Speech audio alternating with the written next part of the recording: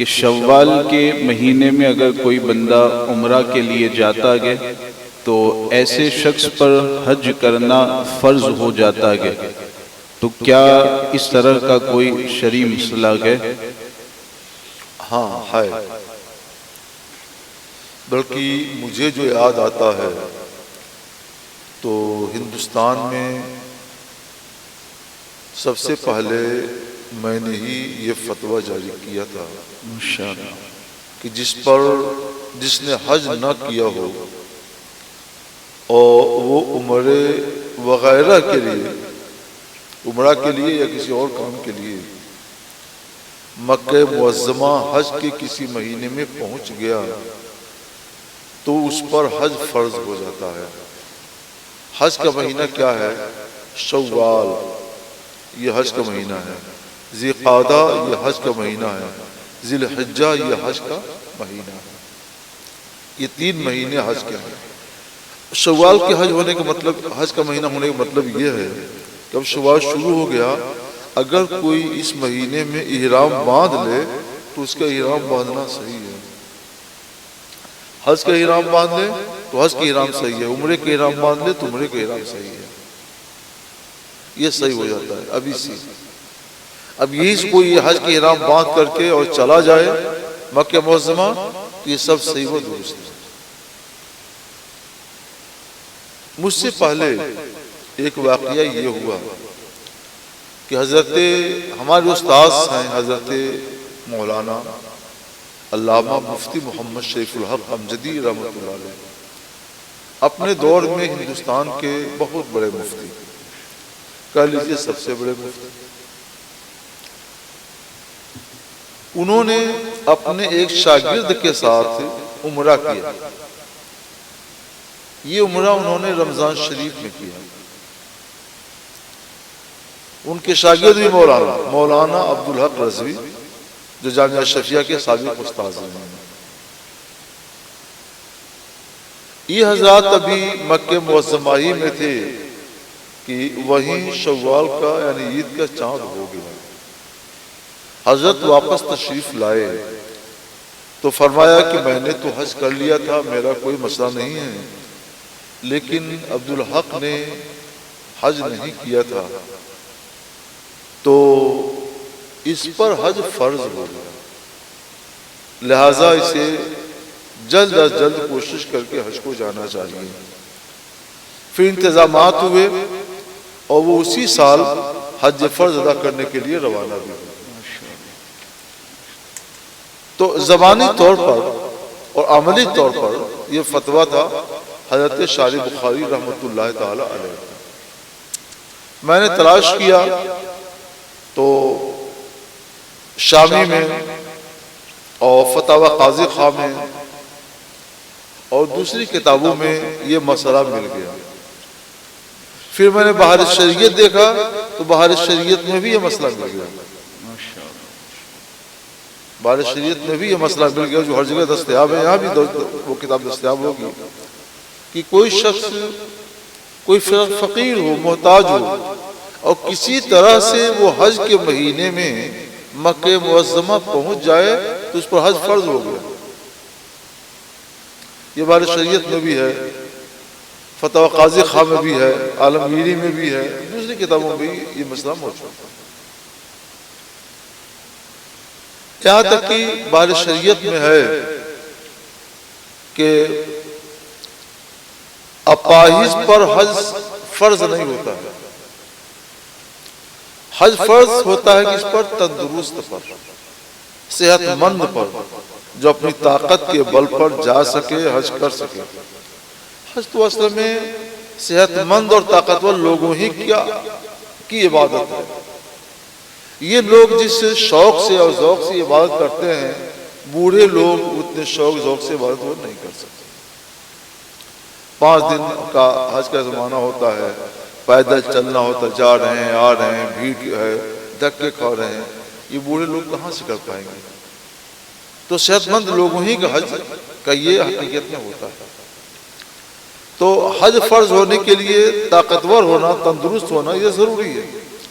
وہ لکھتے ہیں لہذا کوئی اپاہج ہو فالج زدہ ہو، اور یہی حکم اس کا بھی ہے جو پولیو زدہ ہو اور اندھا ہو تو اس پر حج فرض نہیں ہے۔ پھر لکھتے ہیں، بہار شریعت کی بات کر رہا ہوں، کہ اگر وہ گرتے پڑتے کیسے بھی مکہ معظمہ پہنچ گیا اور حج کر لیا تو اس کا حجۃ الاسلام ادا ہوا۔ حجۃ الاسلام کو کہتے ہیں حج فرض کو کہتے ہیں۔ حجۃ الاسلام ادا ہوا یعنی حج فرض ادا ہوا۔ پھر وہ لکھتے ہیں کہ اگر بعد میں اللہ کی مرضی ہوئی وہ تندرست ہو گیا، پاؤں کا اپاہج تھا پاؤں صحیح ہو گیا، پولیو تھا فالج تھا صحیح ہو گیا، تو اس کو دوبارہ حج فرض نہیں ہے، وہی حج کر لینا اس کے لیے کافی ہے۔ میں غور کرنے لگا کہ اس کا حج فرض کیوں ادا ہوگا؟ اس لیے ادا ہوگا کہ وہاں جاتے ہی اس پر حج فرض ہو گیا۔ جب حج فرض ہوا تبھی تو حج فرض ادا ہوگا۔ ایسا تو نہیں ہے کہ حج نفل ہو اور فرض ادا ہو جائے۔ آپ یہاں پہ آئے اور آپ نے نفل کی نیت سے اللہ اکبر کہا تو آپ نماز جو پڑھیں گے وہ نفل ادا ہوگا کہ فرض ادا ہوگا؟ نفل ادا ہوگا۔ عشاء کے بعد کتنے صالحین ہیں، نیک بندے ہیں، عشاء کی نماز بعد لوگ چلے جاتے ہیں، وہ بھی چلے جاتے ہیں، پھر واپس آتے ہیں مسجد میں یا اپنے گھروں میں، تو رات میں جا کر دیر دیر تک وہ نفل پڑھتے تھے، 100 رکعت نفل پڑھتے ہیں لوگ جو اللہ کے نیک بندے ہیں۔ تو نفل کی نیت سے پڑھتے ہیں تو ان کا نفل ہی ادا ہوتا ہے، فرض تو نہیں ادا ہوتا ہے نا۔ لیکن یہ اپاہج، یہ فالج زدہ، یہ پولیو زدہ، یہ اندھا اگر حج کرتا ہے تو وہ حج کیا ہوگا؟ حج فرض ہوگا، حجۃ الاسلام ہوگا، اور پھر صحت مند ہو جائے تو اس پر حج دوبارہ حج کرنا فرض نہیں ہوگا۔ اس کا مطلب صاف یہ ہے کہ اس پر حج فرض ہو جاتا ہے۔ اب اس پر میں نے غور کیا کہ اس پر حج کیوں فرض ہو جاتا، وجہ کیا ہے؟ تو اس کی وجہ یہ ہے، حج کرنا کیوں فرض ہے؟ مالدار پر، تندرست پر حج کرنا کیوں فرض ہے؟ کبھی اس پر آپ لوگوں نے غور کیا؟ بیت اللہ شریف کے لیے، تاکہ آپ کی زندگی میں آپ کی آنکھوں کو بیت اللہ شریف کی زیارت نصیب ہو جائے، اس لیے فرض ہو گیا۔ اب جو شخص مگر وہاں جانے کے لیے لمبا راستہ ہے تو سواری چاہیے، کھانے پینے کا انتظام ہونا چاہیے۔ اگر آپ کے پاس سواری کا انتظام نہیں ہے، کرایہ نہیں دے سکتے ہیں، کھانے پینے کا انتظام نہیں ہے، تو قرآن آپ پر واجب نہیں کرتا۔ للہ علی الناس حج البیت من استطاع الیہ سبیلا، اللہ کے لیے لوگوں پر حج ہے اس پر جو وہاں جانے کی استطاعت رکھے۔ اور جانے کی استطاعت کیسے ہوگی؟ ایک تو صحت ہوگی تب جائے گا، تندرست ہوگا، دوسرے سواری ملے گی تب جائے گا، پیدل تو لمبا سفر نہیں کر سکتا ہے، اور تیسرے کھانے پینے کا انتظام ہونا چاہیے تب جائے گا۔ یہ تینوں انتظام ہوگا تب وہ پہنچے گا وہاں، تب وہ جائے گا وہاں پر۔ لہذا تینوں چیزیں ضروری ہو گئی، تندرست ہونا بھی اور سواری کا انتظام بھی، یعنی کرایہ وغیرہ کا، ہوائی جہاز سے کرایہ دے سکیں، اور کھانے پینے کا انتظام بھی ہونا چاہیے۔ اس کی بغیر کوئی جا نہیں سکتا ہے۔ تو جس کے پاس یہ انتظام تینوں ہو جائے اس پر فرض ہو جاتا ہے کہ وہاں جائے، حج کرے، بیت اللہ شریف کی زیارت بھی ہو جائے گی۔ اصل مقصد ہے بیت اللہ شریف کی زیارت آپ کی زندگی میں آپ کو نصیب ہو جائے۔ وہ بیت اللہ شریف جس کی زیارت بارہا حضور سید عالم صلی اللہ علیہ وسلم نے کی ہے۔ سرکار نے حج کیا ہے، صحابہ نے زیارت کی ہے، صحابہ نے حج کیا ہے، آپ نے اس کو دیکھ لیا تو سرکار کی سنت پر بھی عمل ہو گیا۔ اس لیے اب جو اپاہج ہے، فالج زدہ ہے، فقیر ہے، محتاج ہے، مگر گرتے پڑتے کسی بھی طرح سے اسی قسمت نے ساتھ دیا وہاں پہنچ گیا، تب تو بیت اللہ شریف کی زیارت کے لیے من استطاع الیہ سبیلا کی حیرت نہیں رہ گئی۔ وہ تو پہنچ گیا نا، تو اس کے لیے ہوائی جہاز سے کرایہ چاہیے۔ اب کیا ضرورت ہے؟ ہوائی جہاز کرایہ ہمارے لیے چاہیے، آپ کے لیے چاہیے، کیونکہ ہم لوگ دور ہیں۔ وہ پہنچ گیا تب اس کے لیے کیا ضرورت ہے؟ ابھی ایک آدمی بہت شہرت اس کی ہوئی وہ پیدل حج کو نکلا اور سنا کہ پہنچ بھی گیا وہ، اور پیدل ہی گیا اور پہنچ بھی گیا۔ اب اس کے لیے کوئی کہے کہ اس کے پاس ہوائی جہاز کا کرائے کا انتظام نہیں ہے تو حج فرض نہیں ہے، تو غلط ہے نا۔ وہ تو پہنچ گیا، جو پہنچ گیا تو اس کے لیے ہوائی جہاز کرائے کی کیا ضرورت ہے؟ تو جو پہنچ گیا کسی بھی طرح سے اس پر حج فرض ہو جاتا ہے، کیونکہ یہ جو جتنی بھی چیزیں ہیں تندرست ہونا اور کرائے کا انتظام ہونا، نفقہ خرچے کا انتظام ہونا، یہ ہم لوگوں کے لیے جو دور افتادہ ہیں، دور دراز جگہوں پر آتے ہیں، میں کسی بھی طریقے سے پہنچ گئے، فرض کیجئے کوئی جن اٹھایا آپ کو اور لے جا کر وہاں مکہ معظمہ میں چھوڑ دیا اور پھر بھاگایا وہ، تو حج فرض ہو گیا۔ اب آپ کے لیے ہوائی جہاز کی ضرورت نہیں ہے اور کوئی چیز کی ضرورت نہیں ہے، حج فرض ہو گیا۔ اور یہ فتاوی قاضی خان فقہ حنفی کی مشہور کتاب ہے، یہ وہ کتاب ہے، اس کا مقام، اس کا پایہ، اس کا مرتبہ اتنا بلند ہے، اتنا بلند ہے کہ اور کتابوں میں کچھ ہو اور اس میں ہو تو فتاوی قاضی خان میں جو لکھا ہوتا ہے اسی کو ترجیح دیا جاتا ہے۔ اتنے بڑے عالم تھے وہ، فقیہ تھے، وہ بہت بڑے فقیہ تھے۔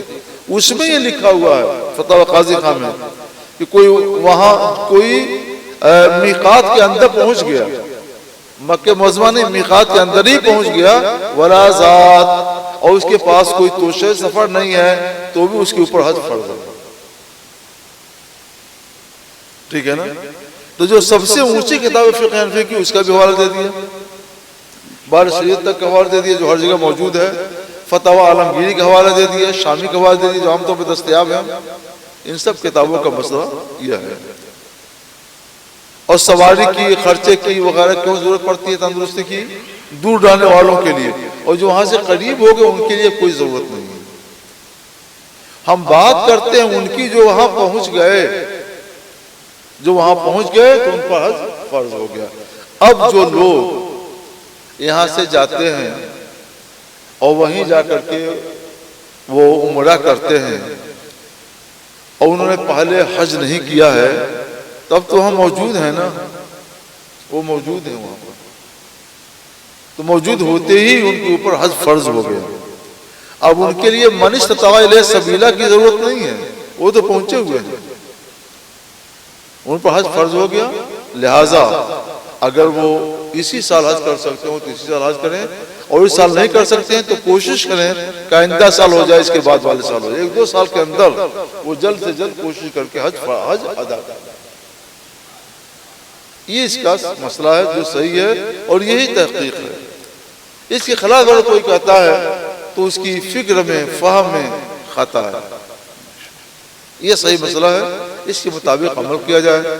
ہمارے جو بھائی جا چکے یا جائیں اب سے اور انہوں نے اس سے پہلے حج نہیں کیا ہے تو ان پر حج فرض ہو جائے گا۔ یاد رکھیے حج زندگی میں ایک ہی بار فرض ہوتا ہے، ایک سے زیادہ حج فرض نہیں ہوتا۔ اس لیے اگر فقیر بھی حج کر لے تو حج فرض ہی ادا ہوتا ہے، اور دوبارہ مالدار ہو جائے تو اس پر حج فرض نہیں ہوتا، کیونکہ ایک ہی بار فرض ہے۔ اب جو پہنچ گیا عمرے کے لیے تو اس سے بھی حج فرض ہو گیا۔ اب لوگ کہتے ہیں کہ اس کے پاس خرچہ نہیں ہے تو کیا کرے، کیسے رہے؟ تو ہم کہتے ہیں پھر گیا ہی کیوں ہو؟ اللہ نے کیا مہینے بنائے ہیں؟ 12 مہینے، ان میں 2.5 مہینہ حج والا ہے، شوال کا پورا مہینہ 30 دن مثلا، ذی القعدہ کا پورا مہینہ 30 دن مثلا 60 دن ہو گیا، اور حج کیا تاریخ تک ہوتا ہے؟ 12 سے 13 تاریخ تک۔ 15 تاریخ کے بعد وہ بھی حج شروع ہو جاتا ہے، 15 دن اس کا لے لیجیے، 30 60 اور 15 کتنا ہو گیا؟ 75 دن، 2.5 مہینہ ہو گیا۔ اللہ نے جب 12 مہینہ دیا ہے تو یہ 2.5 مہینہ چھوڑ کر آپ جب چاہیں تب عمرہ کر لیں۔ ہم کہاں کہتے ہیں کہ آپ پر حج فرض ہوگا؟ لیکن اگر آپ نے اسی کو ہی اختیار کیا ہے تو اس کا مطلب یہ ہے کہ آپ چاہتے ہیں کہ ہم پر حج فرض ہو جائے۔ جب آپ چاہتے ہیں تو آپ پر حج کرنا پڑے گا، اس کے احترام یہ ہے کہ آپ حج فرض کریں، حج ادا کریں۔ ٹھیک ہے نا؟ عمرہ کے لیے جو حضرات جاتے ہیں تو زیارت کے لیے طائف بھی جانا ہوتا ہے، تو بارہا یہ بھی سوال پیش کیا جاتا ہے کہ طائف سے واپسی میں کیا احرام پہننا ضروری ہے؟ ہاں، طائف شریف یہ میقات سے باہر ہے، تو میقات سے باہر کوئی مکہ معظمہ پہنچا اور میقات سے باہر چلا گیا تو واپسی میں اس پر احرام باندھنا ضروری ہوتا ہے۔ عمرے کے احرام باندھ کر کے آئے اور عمرہ کرے، یہ میقات کے باہر ہے۔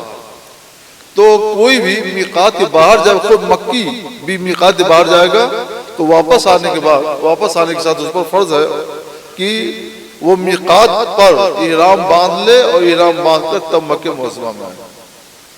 یہ مسئلہ ہے، کوئی بھی جب میقات کے پاس پہنچ گیا تو اور مکہ معظمہ جانا چاہتا ہے تو میقات کا اور مکہ معظمہ کا یہ احترام ہے، یہ تعظیم ہے، یہ ادب ہے کہ اب آگے بڑھنا چاہتا ہے، مکہ معظمہ جانا چاہتا ہے تو پہلے احرام باندھے، احرام باندھ کر کے وہاں جائے۔ تو اس کو احرام باندھنا پڑے گا، عمرے کے احرام باندھے یا حج کا زمانہ ہے تو حج کا احرام باندھے۔